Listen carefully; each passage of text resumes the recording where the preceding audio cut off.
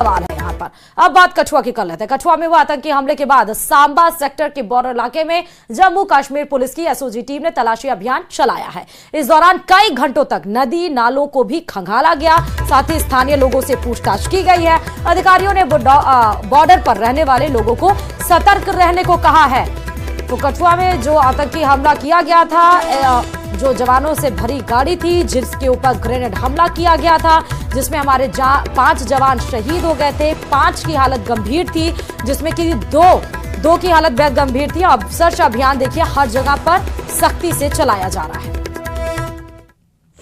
As per senior formation directions area को खंगाला जा रहा है, एरिया को डोमिनेट किया जा रहा है, ताकि एएनए जो है वो किसी वनरेबल पैचेस का फ़ायदा उठा के जो है इस पार ना आ जाए। और इसके साथ साथ जो है पब्लिक से भी अपील की जा रही है और उनको नंबर शेयर किए जा रहे हैं, उनको भी अवगत कराया जा रहा है कि कभी भी उन्हें रात में, दिन में या ऐसे टाइम में जो एक सही टाइम नहीं होता, रात का टाइम है, वहाँ पे कोई ऐसी मूवमेंट दिखती है तो फ़ौरन हमारे नोटिस में लाएं।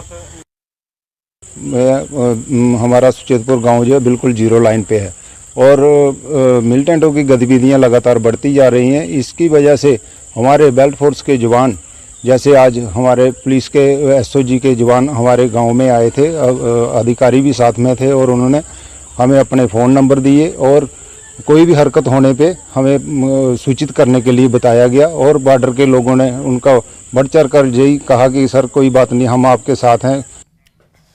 और इधर